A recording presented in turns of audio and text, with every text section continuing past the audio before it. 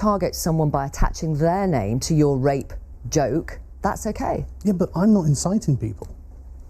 You are inciting people. You're normalising. Every single person I've spoken to about the things that you have said about me don't understand any of it.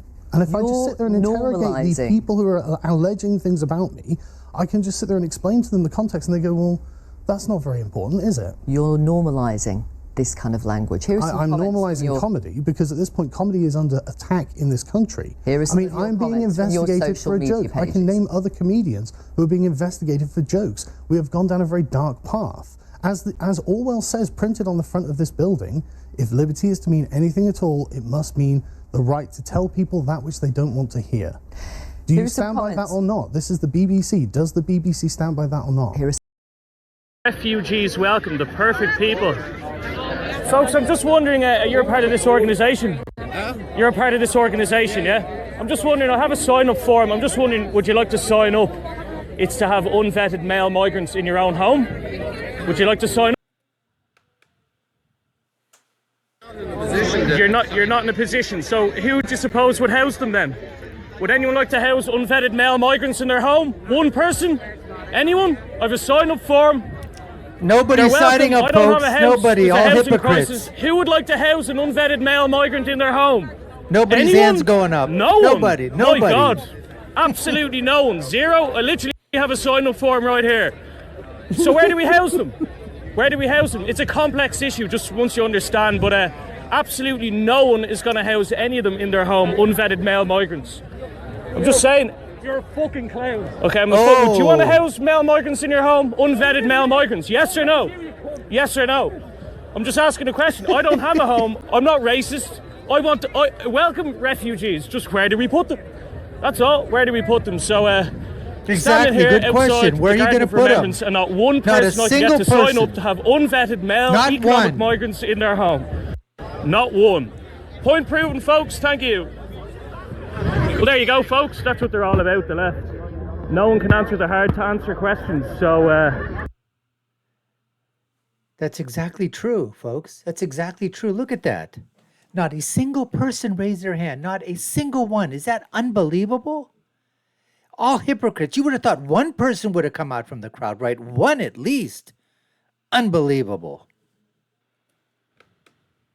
Person? No. Why? Because I'm not black. I'm not a woman, but I can identify as a woman according to you. If you transition, maybe. What defines a transition? If that's your goal, you know? If you believe it. Sure. If you believe you're black, why aren't you black? Well, that's just not, that's like genetics. Genetics. Like ancestry. You're also born a man or a woman. It's the same thing. That's also genetics. Okay, I'm over it. Any aspect of socialism that actually is good? Or is there any mix? No. Is it possible Zero. that any kind of aspect of socialism is good at all? Like, again, what about Medicaid? No. What about? No, so it's based in collectivism. It's based in the idea that I could take a gun to your head and take money away from others. Socialism is a creed of greed and of envy and of societal malpractice. And it violates every single one of the things that I talked about earlier of basic condition of human rights and private property and free exchange of ideas. And to that extent, socialism has been implemented over 100 times in the last 100 years, neo-Marxist socialist ideas, and the incalculable death toll. Unbelievable. 100 million deaths, folks. 100 million people killed. Years. There's something fundamentally troubling and wrong about that. So when they start to talk about Medicaid, well, you want to talk about one of the most abused social welfare programs in the country? Okay. You want to talk about Social Security, which is bankrupt, stealing all of your earnings every single day, and that we should be able to opt out of before the age of 25, but we're not allowed to because somehow we have to pay into some Social Security fund that we're never going to see. You want to talk about Medicare, which is $120 billion a year in documented waste, fraud, and abuse. So yeah, if that's socialism, then socialism does suck. If you want to talk about socialism being the U.S. Postal Service, which is bankrupt, doesn't get stuff on time, completely and totally inept, and is being outcompeted by FedEx and UPS and DHL every single day with zero government subsidies. You want to talk about socialism being so good because of the VA? Keep going, really? Charlie. Keep going, baby. $150 billion a year. We have vets dying, waiting in line for care. Absolutely. That's government-run health care, isn't it? So, yes, it is. No, you look at government, you see nothing but waste, fraud, abuse, misallocation of tax dollars. I would make an argument. I make this argument. If we abolished every social welfare program and substantially and dramatically lowered taxes, you would see an explosion of private charity and philanthropy that would more effectively and more morally take care of our citizens than all of these government welfare. You know, folks, that is so true. These kids come up here, they got their T-shirts on with Che, Lenin, communism, Marxism, socialism is all great. Oh, but the thing is what? If we implement it now, the new form of socialism, we're talking at the modern form of socialism, the modern form of communism. That's what we're going to take. Unbelievable, folks. Unbelievable. How would you feel knowing that you don't know which teachers have a gun and you've had bad experiences with prior teachers? What if that teacher that absolutely, So my answer to your question is I feel the same way about the guard in front of my kid's school. I don't really know the guard, but he's gone through training. And I presume that he knows what he's doing. And frankly, I feel the same way about a police officer. I don't need the police officer, but they've gone through training and they were willing to take on that responsibility. And so I would apply the same logic. It's so interesting that you bring that up because it really ties back to why I feel like we need to be careful about how much responsibility we're saddling teachers with teaching our kids values, right? On the one hand, so the true, system is saying, so true. Trust our teachers. They know better than you parents. We should be able to teach them what they need to know about sexuality. On the other hand, you guys are admitting that many teachers are not really checked for mental issues. We don't really know what is happening in these classrooms. We don't know about what's not checked. Do you love black people? Not like I don't love any group of people because like I don't love white people or black people. There are people that I like and there are people that I don't like. Do you love black people? I don't understand I don't love like groups of people that look a certain way, no. Do you love black people? I don't love groups of people that look a certain way. Do you love black people? I asked you about black people. Do you love black people? Like a particular black person or certain types of black people? Light-skinned black, dark-skinned black. Black people. Sure, I love black people. Wow. When did Pearl Harbor take place? Ooh, 1960s sometime. I feel like it's somewhere in the 80s. 1914 or something. 1914? That girl should have known. World War One. World War II. If you switch the 4 and the 1, you're right. It's 1941. Where's Pearl Harbor located? She doesn't know. That's unbelievable. Okay, it's either Come on now. off the coast of Florida or Hawaii-ish. I'm gonna go with Florida.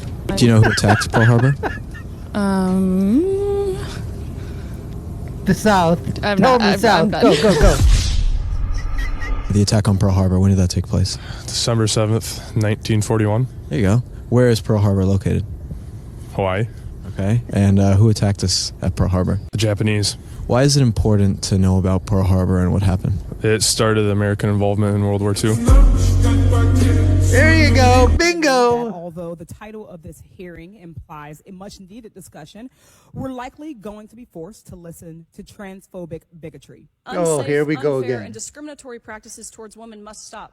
Inclusion cannot be prioritized over safety and Go, fairness. Riley, go. Ranking Member Lee, if my testimony makes me transphobic, then I believe your opening monologue makes you a misogynist. There you go. Bingo. Checkmate. Madam Chair, excuse me, I move to have the gentlewoman's words taken down. Madam Chair, she's engaging in personalities.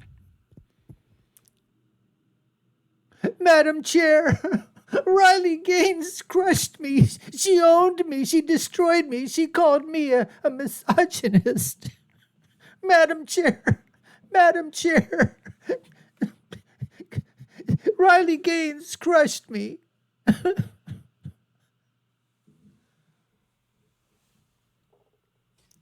I just ask how it's fair to be called transphobic? There's a thing. I would say men disguising themselves as women are engaging in personalities. Order. Hang on. Okay, We gotta withdraw the point of order. Yeah, you would better. Let's ask you, why don't you like President Trump? He's a liar. What did you lie about? Did you really not know? I'm asking you, I don't know. Well, you could Google it. Well, why don't you Google it? Why don't you tell me? Why don't you Fool. So you have no answer? No answer. Why don't you try? You're out here protesting, you spent hours out here today sweating. Why don't you like President Trump? Stephen, this is Jesse. I hear from Sam that you won't debate him, that you have cold feet, and that you are a beta male. Beta, if it's true, beta male. And by the way, Sam said he is an alpha male. Alpha male, not a beta male. And that you are afraid to debate him, Stephen. And that your father should have